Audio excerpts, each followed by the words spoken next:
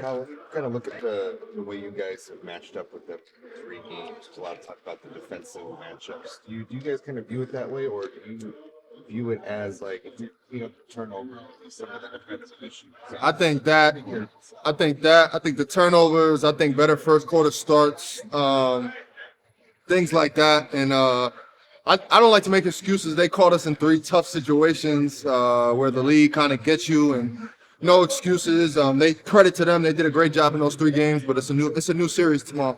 It's a unique thing where, in your career at least, where you played this team the last one regular season, playing it in the playoffs, and you have adjustments that you need to make before a series happens. Yeah, that's the fun thing about the playoffs. You get to make those adjustments. You get to see what you really did wrong in those 3 losses.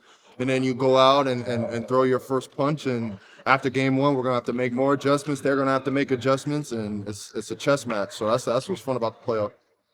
Would you say you guys have the eye of the tiger? Yeah, you can say that now, huh? I don't know who threw that on, but yeah. I had a Timberwolves.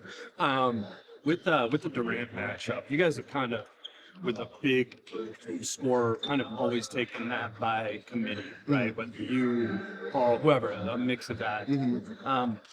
Can you draw on kind of that you guys have shared matchups over the course of the season to be able to handle some, not just Durant, but all those guys? Yeah, I think this is a team perfect for that, given our personnel.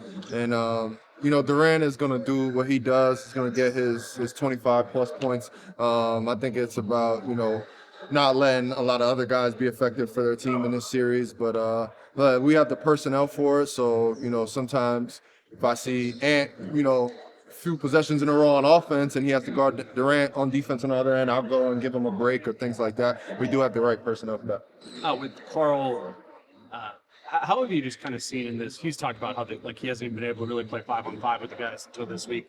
Just kind of from a ramping up standpoint from his injury, how have you seen him progress over this? You don't got to worry about Cat. He'll be ready to go game 1. Cat's a guy you kind of don't have to worry about regardless of the situation. He's gonna be ready to play and ready to go. That's I don't know. I don't lose sleep over. I know Cat will be ready to go.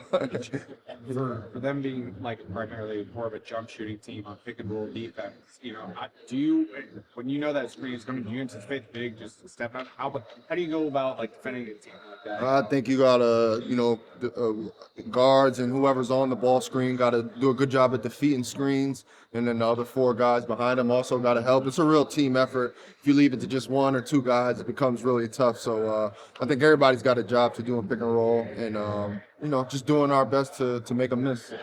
Offensively, what are the main issues you have to clean up? Maybe just playing in a crowd. They're really, packing in the paint and selling out and forcing us to play, a pass game. And, I think that's just what we got to do. I think we're capable of it. We're really good when we do that. I think it's just fighting ourselves sometimes. And I think we've seen it on tape enough this week that we play better when we move the ball and guys are cutting and moving. And they got such firepower on offense down there. So if we could make them guard by moving, cutting, and, kind of get into their legs for offense to help us out, that's big time. Thank you, guys. Yep.